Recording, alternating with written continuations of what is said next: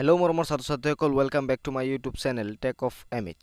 আজিৰ ভিডিঅ'ত কথা পাতিম এছএছএলসি 2022 কাৰণে বিজ্ঞানৰ চেপ্টাৰ 2ৰ কেইটামান ইম্পৰ্টেন্ট কোৱেশ্যনৰ বিষয়ে। তো তুমি কি কৰিবা, ভিডিঅ'টো স্কিপ নকৰাকৈ সম্পূৰ্ণৰূপে চাই থাকিবা আৰু যদি চেনেলত নতুন হোৱা তেনেহ'লে চেনেলটো সাবস্ক্ৰাইব কৰি নটিফিকেশন বেলটো অন কৰি দিবা এনেকুৱা ধৰণৰ ভিডিঅ' সদায় চাবলৈ।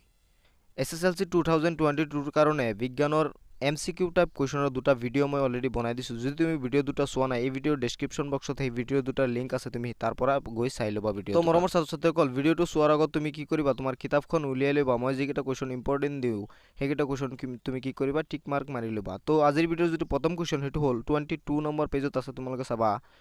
দৈ আৰু টেঙা খাদ্যবস্তু পিতলৰ আৰু তামৰ পাত্ৰত থোৱা নহয় কিয়? এই কোৱেশ্যনটো বহুত ইম্পৰ্টেন্ট আছে, এই কোৱেশ্যনটো চাবা। আৰু 2 নম্বৰত আছে চাবা, এচিডে ধাতুৰ সৈতে বিক্ৰিয়া কৰিলে সাধাৰণতে কোনটো গেছ নিৰ্গত হয়?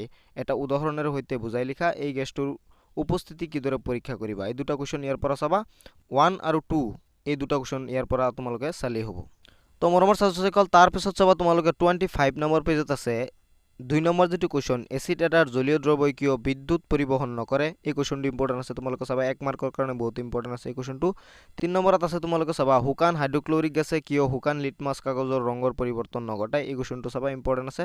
তাৰ পিছত তোমালোকে চাবা 4 নম্বৰটো, এচিড এটা লঘু কৰোতে এচিড পানীত যোগ কৰিবলৈ কোৱা হয় কিন্তু পানী এচিডত যোগ কৰিবলৈ কোৱা নহয় কিয়? এই কোৱেশ্যনটো বহুত ইম্পৰ্টেন্ট আছে। ইয়াৰ পৰা তোমালোকে চাবা 2, 3 আৰু 4, ইয়াৰ পৰা 2, 3 আৰু 4 চালেই তোমালোকৰ হৈ যাব।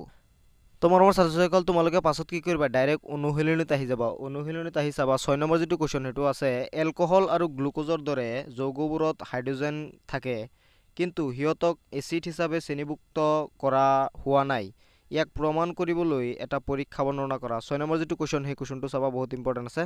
তাৰ পাছত তোমালোকে চাবা 8 নম্বৰ যেটো কোৱেশ্যন সেইটো চাবা, পানীৰ অনুপস্থিতিত এচিডে এচিড ধৰ্ম প্ৰদৰ্শন নকৰে কিয়? এই কোৱেশ্যনটো 1 মাৰ্কৰ কাৰণে বহুত ইম্পৰ্টেন্ট আছে। এই কোৱেশ্যনটো তোমালোকে চাই ল'বা 1 মাৰ্কৰ কাৰণে। 8 নম্বৰ যেটো কোৱেশ্যন সেই কোৱেশ্যনটো তোমালোকে চাই ল'বা। তাৰ পাছত তোমালোকে 11 নম্বৰ কোৱেশ্যনটো চাই ল'বা, কেঁচা গাখীৰৰ pH ৰ মান 6, ই দৈত পৰিণত হ'লে pH সলনি হ'ব নাই ব্যাখ্যা কৰা।